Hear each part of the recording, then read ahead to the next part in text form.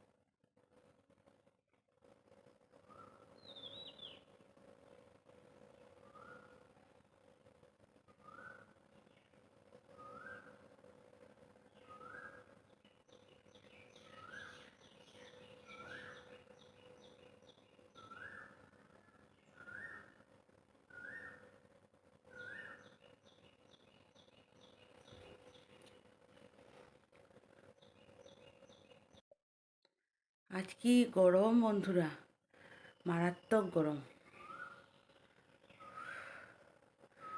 দুপুরে যে কি হবে, এখনই এত ভোরবেলা এত গরম।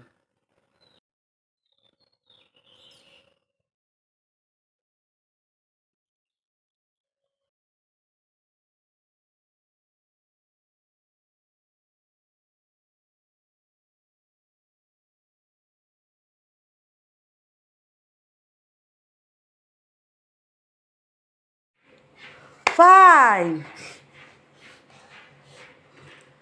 সিক্স, সেভেন, তোর থেকে দেখান পালা পারি। 7 কর। 8, ভেরি গুড। 9,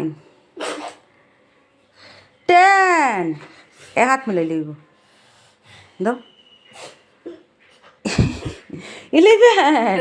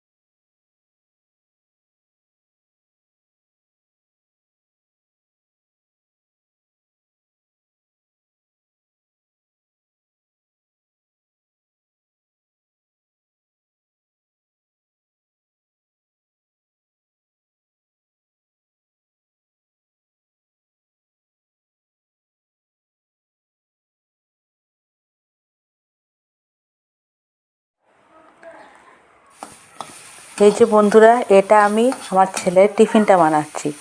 এটা আমার নিজের রেসিপি। ওকে বললাম এই যে বান দিয়ে আর জেলি দিয়ে, জ্যাম দিয়ে দিই। ও বললো না, ওটা নেব না, জেলি খেতেও ভালোবাসে না।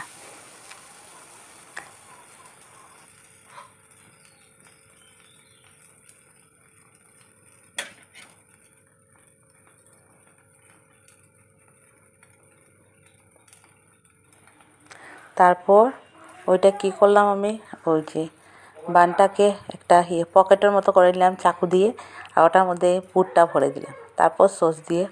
ও বলল ভালোই লেগেছে খেতে। তা কাল তো মঙ্গলবার দিন এটা করেছিলাম, মঙ্গলবার দিন আমরা পেঁয়াজ টেয়াজ খাই না। এই যে দেখো পকেট করে নিয়েছি, পকেট করে আর এটা ভরে দিলাম, তারপর সস দিয়ে ওকে দিয়ে দিলাম। ও তো খুব খুশি খেয়ে। ও বলছে আমার মা তো আবিষ্কার করে নিয়েছে খাওয়া, খারাপ লাগেনি।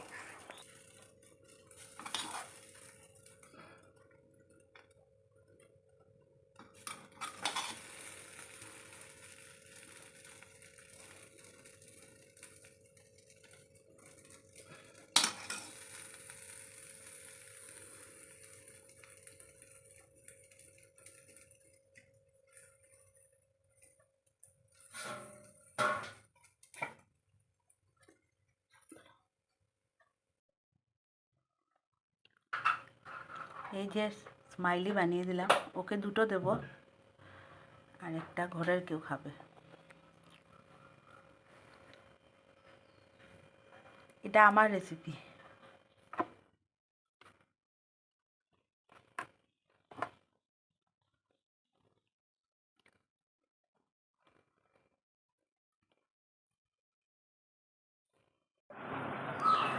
এটা ওর সকালের খাওয়া। ভাতটা কমিয়ে দিলাম, যা মেখেছিলাম তাও সব খায়নি, গরম না ভীষণ। আর ডাল পেঁপে দিয়ে ডাল করেছিলাম, আর পনির ভাজা করে নিলাম কটুকরা, কারণ ওকে তো খাইয়ে স্কুলে পাঠিয়ে দেবো। পনিরটা ভালোবাসে, তাই পনিরটা ভেজে নিলাম, ভেজে নিয়ে তারপর ওকে খাইয়ে দিলাম। তারপর চলে আসলাম আমার সকালের খাওয়া নিয়ে।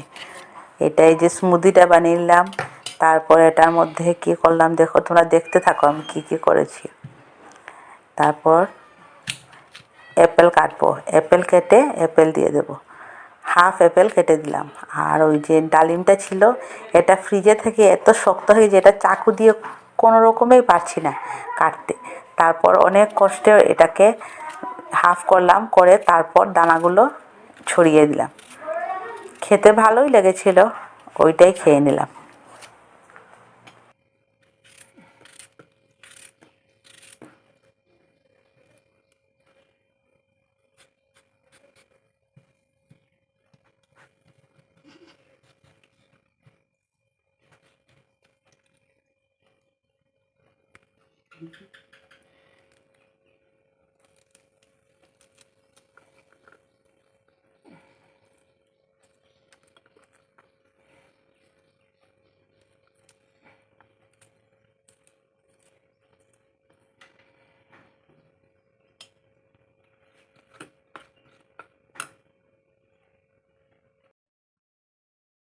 এই যে বন্ধুরা দেখো আমার সকালের খাওয়া, ওর স্মুদি করেছি, আর ইসে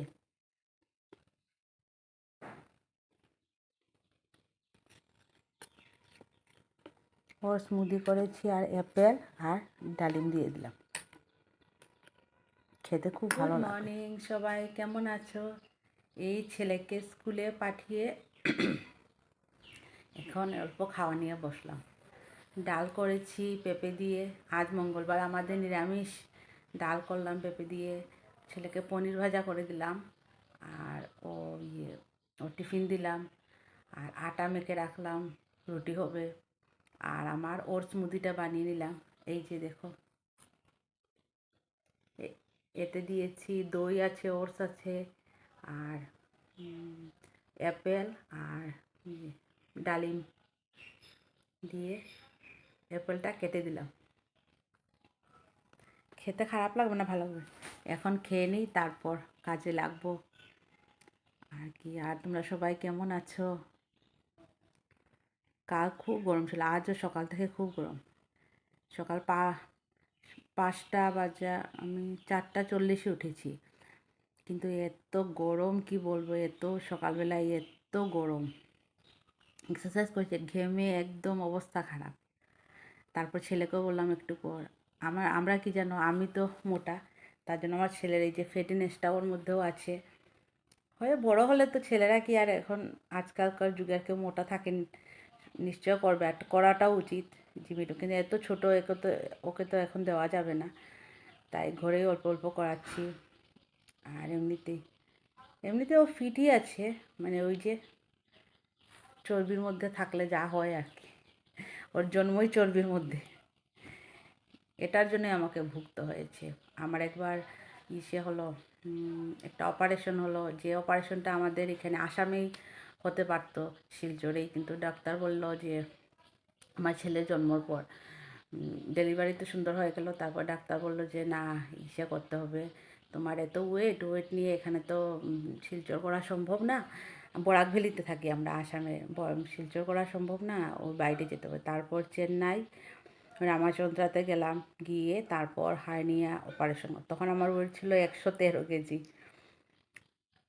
অপারেশন করলাম, অপারেশন তো সাকসেস হলো, সাকসেস হওয়ার পর তারপর করলো, দুদিন পর হঠাৎ দেখি শরীরটা খুব খারাপ। অপারেশনটা হওয়ার পর দেখি শরীরটা খুব খারাপ লাগছে, আমার একটা আনইজি ফিল হচ্ছে, মানে শ্বাসটা নিতে আমার বুকের মধ্যে পেন হচ্ছে। তারপর সঙ্গে সঙ্গে তো ওরা তো ওদের চেন্নাই রামাচন্দ্রাতে আমার অপারেশন হয়েছিল, তো সঙ্গে সঙ্গে আমাকে আইসিইউতে ওরা ট্রান্সফার করে দিল।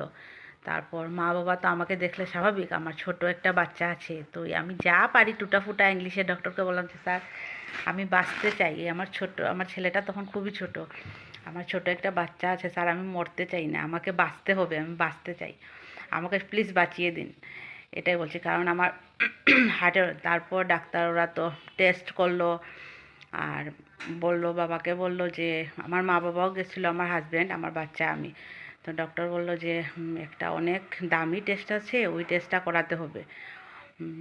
তো তখন ওই টেস্টটার দাম ছিল 1,08,000 টাকা। কী করবে, মা বাবার জন্যই বেঁচে আছি এখনো পর্যন্ত, আমার হলে হয়তো এটা আমি করতে পারতাম না। তারপর বাবা অনেক কষ্টেই টেস্টটা করানোর পর তারপরে বাঁচলাম।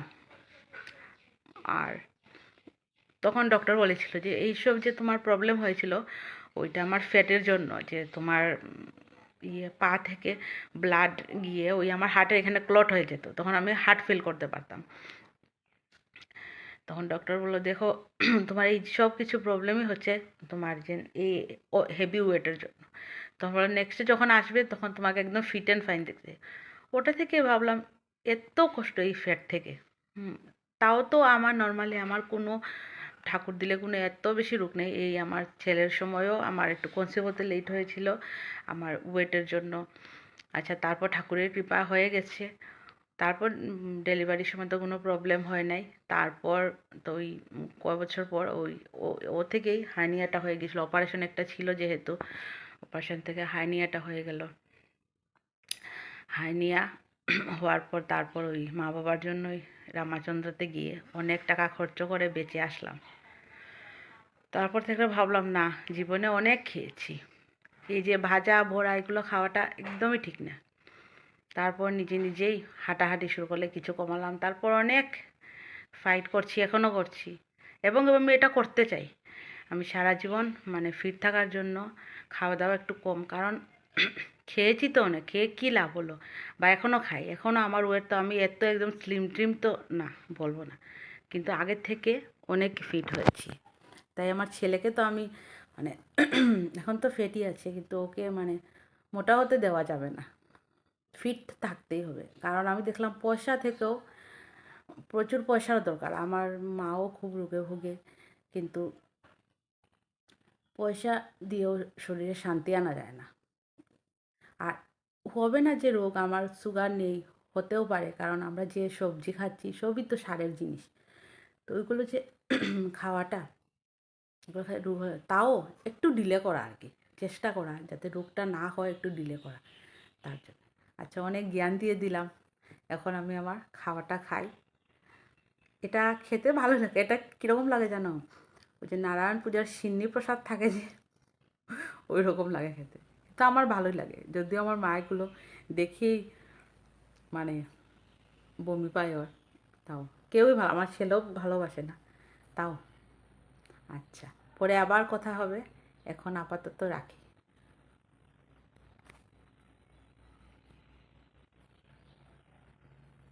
এই যে বন্ধুরা, এটা পনিরের একটা তরকারি করছি। সবজি করছি। আলু তো বেশি কেউ খায় না, খাওয়া বেশি উচিত না, তাই ঝিঙে আলু দিয়ে পনির করছি।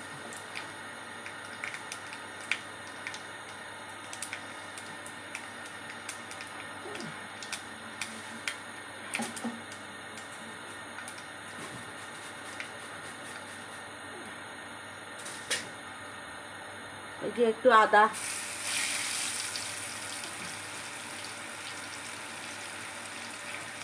মশলাটা একটু ভেজে নেব আগে।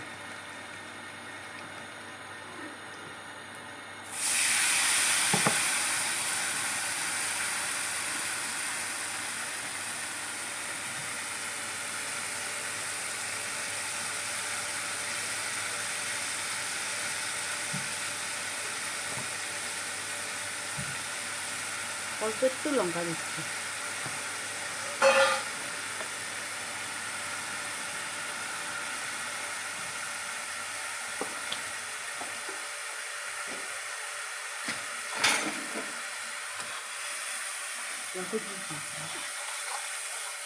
তারপর আবার মশলাটা একটু ভেজে নেই।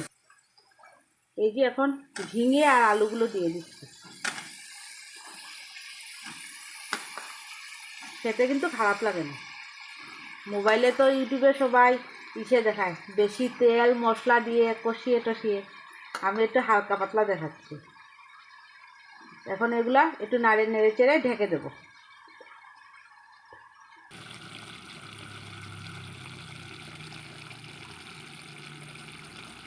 সাতলানো হচ্ছে। তারপর এই যে বন্ধুরা পনির দিয়ে ঝুললে, পনিরটাও দিয়ে দিলাম। পনিরটা দিয়ে এখন ঝোল দিয়ে দেবো একটু পরে, আর দুটো কাঁচা লঙ্কাও দিয়ে দেবো।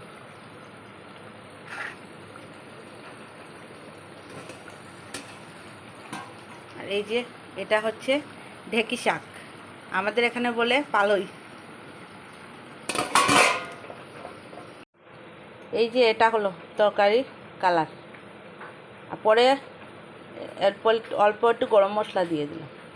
এটা হচ্ছে লাউ, ডাল, পেঁপে ডাল। যে পাঁপড় ভাজা আছে। আর পরে দেখা, স্নান করে আসলাম বন্ধুরা।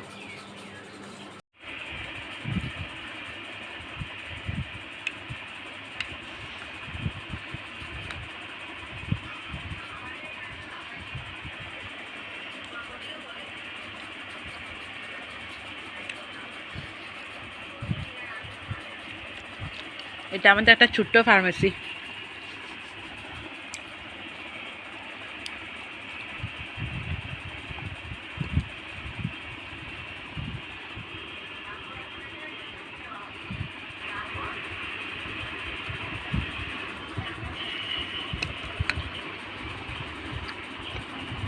এই যে এটা পেঁপে, মিড মর্নিং স্ন্যাক্সে পেঁপে খাচ্ছি। কে কে ভালোবাসো বলবে। এই যে বন্ধুরা, এটা আমার দুপুরের খাবার। আজ তো নিরামিষ ছিল, তার ওটার সঙ্গে রুটিই ভালো যাবে, তাই রুটি খেয়ে নিলাম।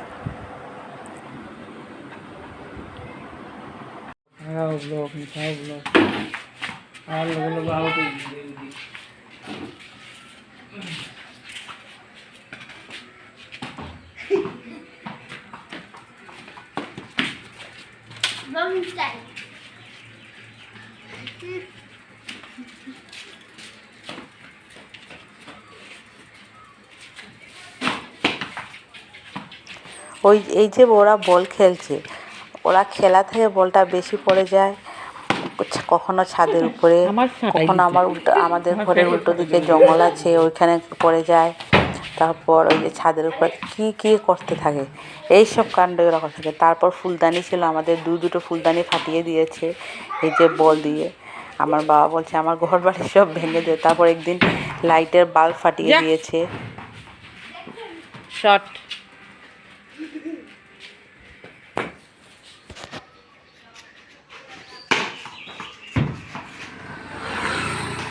খালি বাড়ি।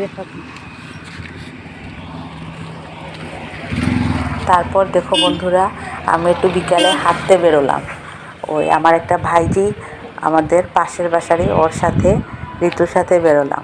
তারপর ওই সামনে শিব ঠাকুরের মন্দির আছে, ওইখানে ভাবলাম তোমাদের সবাইকে দর্শন করিয়ে দিই। সবাই একটু প্রণাম করে নিয়ে শিব ঠাকুরকে। আর দেখো প্রকৃতিটা কি সুন্দর লাগছে। ওই যে ঋতুকে দেখাচ্ছি, ও লজ্জাও পাচ্ছে। আর চারিদিকটা এত সুন্দর, এত গরম ঘরের মধ্যে, কিন্তু বেরোনোর পর রাস্তায় হাঁটার পর অনেক গরম কম লাগছে। তাই ওকে নিয়ে একটু হাঁটাহাঁটি করছি।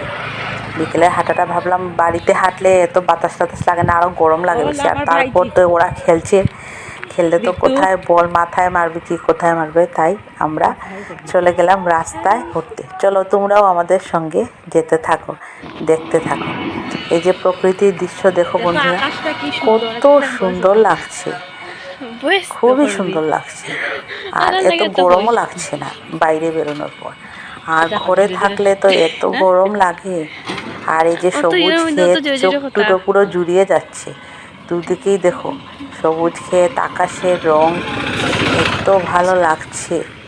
তোমরা এটা দেখে উপভোগ করতে পারছো। আর আমরা তো একদম সামনাসামনি থেকে দেখেছি। তারপর ওই রাস্তা দিকে আমি ওকে বললাম চল ওইদিকে একটু হেঁটে আসি। তারপর দিকে ও একটু ভিডিও করে নিল। বললাম ভালোই হয়েছে, খুব সুন্দর লাগছে। তারপর আমরা একটু ফটোও উঠে নিলাম। এই তো ফটো উঠে তারপর ফটো উঠে তারপর চলে আসলাম আমরা ঘরেই চলে আসলাম। চলে আসার আগে অল্প গিয়েছিলাম একটু দোকানে, ও কী কিনবে ওর মা বলে দিয়েছিল। তারপর আস্তে আস্তে আমরা এই হাঁটতে হাঁটতে দুজনে গল্প করতে করতে, আর ও তো কী বলছে। তারপর চলে আসলাম, সন্ধ্যা হয়ে গেলো। এই যে ঈশানের বই টই সব নিয়ে একদম ওকে পড়াশোনা করালাম। আর এই তো পড়াশোনা করিয়ে তারপর আর কি গরম, বাচ্চা মানুষও কী করবে, আমাদের গরমে বসা যাচ্ছে না, ফ্যানের নিচেও এত গরম লাগছে। তারপর সবাইকে গুড নাইট বলে আমাদের ভিডিও শেষ করে দিলাম। সবাই সঙ্গে থেকো, পাশে থেকো।